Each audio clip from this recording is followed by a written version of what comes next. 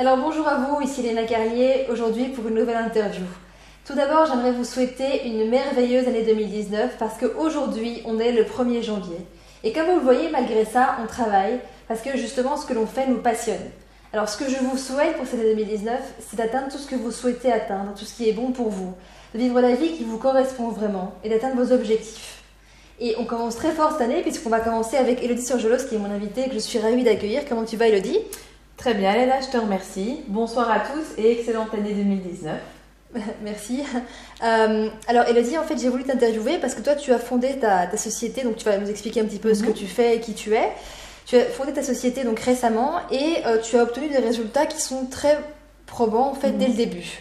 Donc quand tu as créé ta société, en fait, tu as réussi le premier mois à faire x5 finalement ton salaire. Yes. Et donc, j'aimerais que tu nous donnes justement des explications par rapport à ça, parce qu'on s'attend justement quand on crée une société, quand on crée un nouveau projet, à galérer très souvent. Et c'est ce qui se passe pour beaucoup de personnes, et ça n'a pas été ton cas, donc c'est hyper intéressant. Donc, Elodie, peux-tu nous parler de ce que tu fais et de qui tu es ?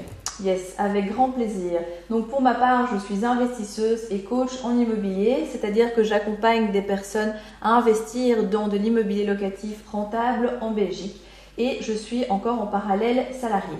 Alors effectivement, comme tu viens de le dire, donc j'ai lancé ma boîte très récemment, il y a 2 mois pour être exact. Et dès le lancement de celle-ci, eh bien, j'ai fait x5 en chiffre d'affaires par rapport au salaire que je gagne actuellement. Super.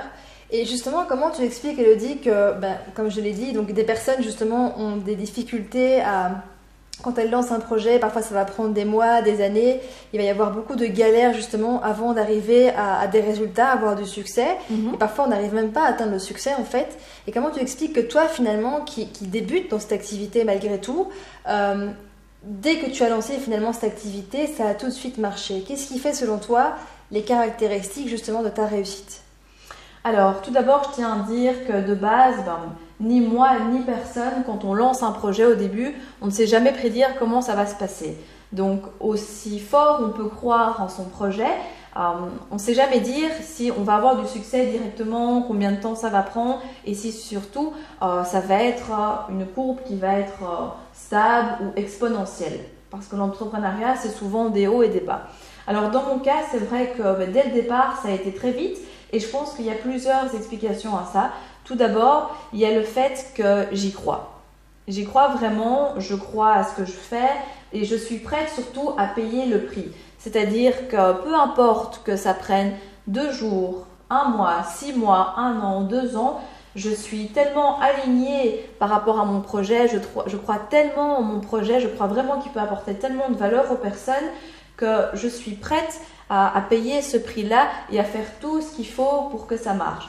Donc déjà quand on est dans une énergie comme ça un peu de guerrier, de se dire que peu importe les difficultés, on va les transcender, on va les surmonter, on va les transformer et on va apporter encore plus aux personnes, déjà on est sur la bonne voie pour pouvoir progresser.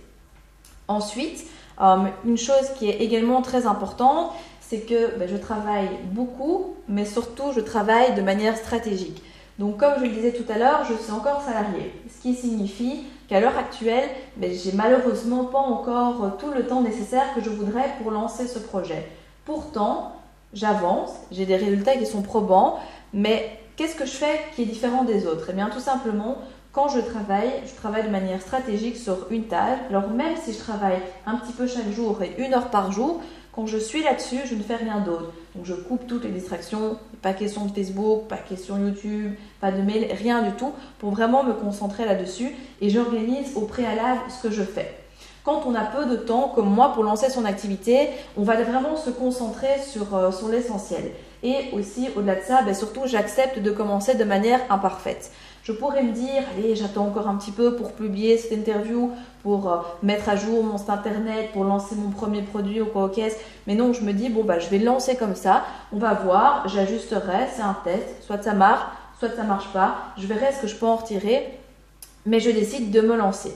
Et donc, il y a aussi évidemment le fait qu'il y a une passion derrière. L'immobilier, ça me passionne, j'aide les gens à investir, j'investis moi-même et tout ça, les gens sentent que quelque part, j'ai vraiment envie d'apporter une grande valeur et de changer quelque chose. Et si je peux encore me permettre, un dernier facteur qui est très important, c'est le fait que je réponds à un besoin. Je réponds à un besoin puisque je sais très bien ce que recherchent mes clients puisque j'ai été à leur place avant. C'est-à-dire que pour t'expliquer un petit peu et vous expliquer également, quand moi-même j'ai commencé à investir, je me suis retrouvée à une immensité d'informations.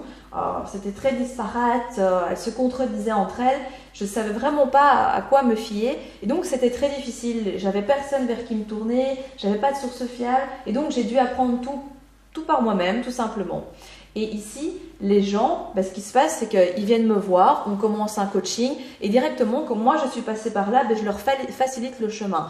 Je leur explique comment est-ce qu'on fait, quelles sont les erreurs, quels sont les pièges à éviter et dans tous les domaines, mais en immobilier plus particulièrement, chaque erreur coûte très très cher et ont des conséquences sur le long terme.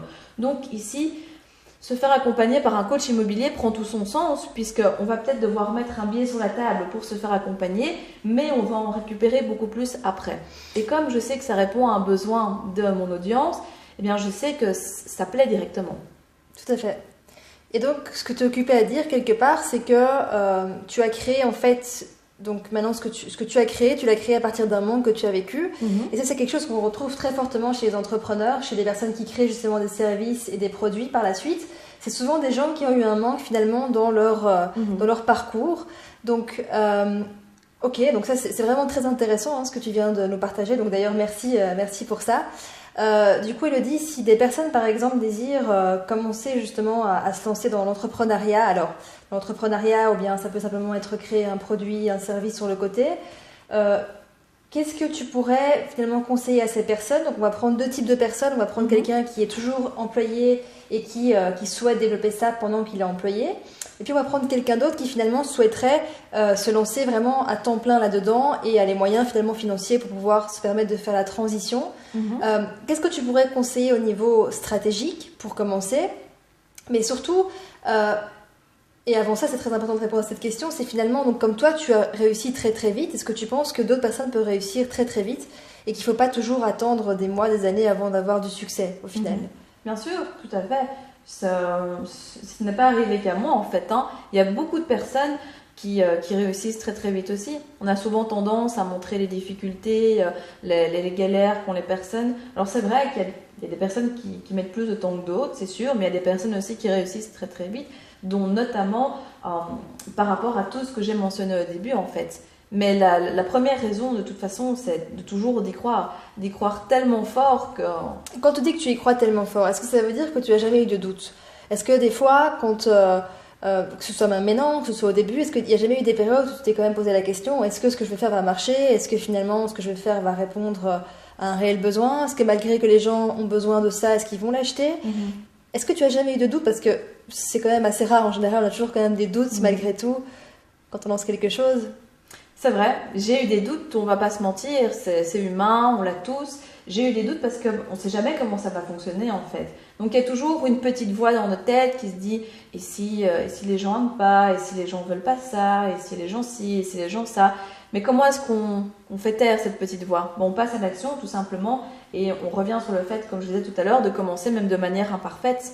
C'est le meilleur moyen de voir ça va fonctionner et surtout d'aller sur le terrain, de confronter la théorie à la pratique. Et voilà, et peut-être qu'il y a des projets qui vont pas marcher, c'est pas grave, mais autant vite échouer alors, parce que comme ça va nous permettre et vous permettre surtout de rebondir et d'aller sur autre chose qui vous correspond peut-être mieux ou qui vont apporter une valeur un petit peu plus grande à votre audience. Mais oui, clairement, j'ai parfois des doutes. Parce qu'on ne va pas se mentir, c'est pas toujours facile. Ouais. Qu'on soit indépendant à temps plein ou qu'on soit en tant que salarié, ça demande de la persévérance, ça demande une forme de courage aussi. Une forme de courage parce que, on va pas se mentir, quand on rentre le soir chez soi, on a parfois envie de sortir avec des amis, de se reposer, de regarder un petit film et tout. Mais non, on travaille quand même et on le fait parce que le projet sur lequel on avance, on y croit tellement et on veut tellement le voir le jour qu'on le fait. Mais c'est pas toujours facile et ça revient à pouvoir payer le prix.